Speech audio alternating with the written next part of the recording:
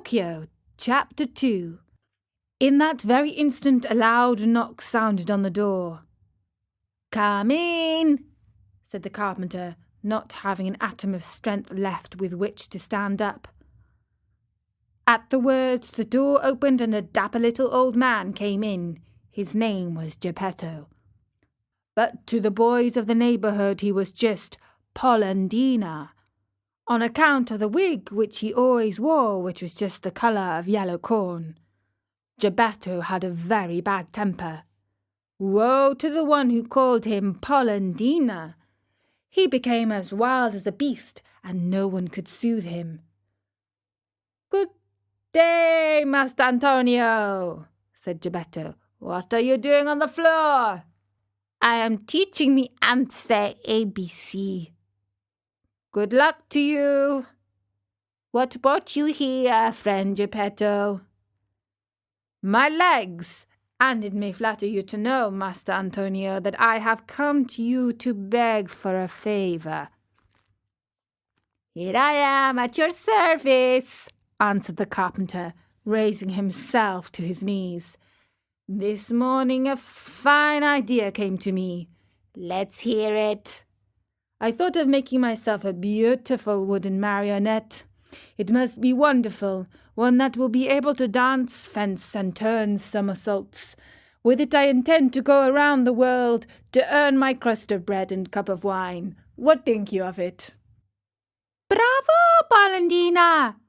cried the same tiny voice, which came from no one knew where. On hearing himself called Polendina, Mastro Geppetto turned the colour of a red pepper. Facing the carpenter, he said to him angrily, "Why do you insult me?" "Who is insulting you?" "You called me Polendina." "I did not." "I suppose you think I did. Yet I know it was you." "No." "Yes." "No." "Yes." And growing angry each moment, they went from words to blows, and finally began to scratch and bite and slap each other. When the fight was over, Mastro Antonio had Geppetto's yellow wig in his hands, and Geppetto found the carpenter's curly wig in his mouth. "Give me back my wig," shouted Mastro Antonio in a surly voice. "You return mine and we will be friends." The two little old men, each with his own wig back on his own head, shook hands and swore to be good friends for the rest of their lives. "Well then, Mastro Geppetto," said the carpenter, to show he bore him no ill will, "what is it you want?" "I want a piece of wood to make a marionette. Will you give it to me?"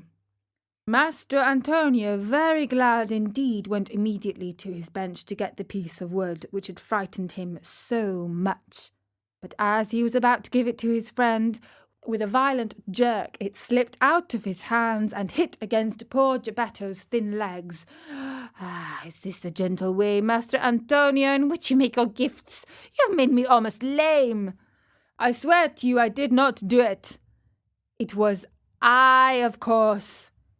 "It's the fault of this piece of wood." "You're right, but remember, you were the one to throw it at my legs." "I did not throw it." "Liar!" "Geppetto, do not insult me, or I shall call you Polendina." "Idiot!" "Polendina." "Donkey." "Polendina." "Ugly monkey." "Polendina."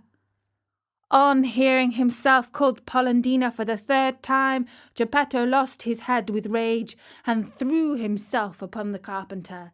There and then they gave each other a sound thrashing. After this fight, Mastro Antonio had 2 more scratches on his nose, and Geppetto had 2 buttons missing from his coat. Thus, having settled their accounts, they shook hands and swore to be good friends for the rest of their lives. Then Geppetto took the fine piece of wood, thanked Mastro Antonio, and limped away toward home. And that was the second chapter of Pinocchio.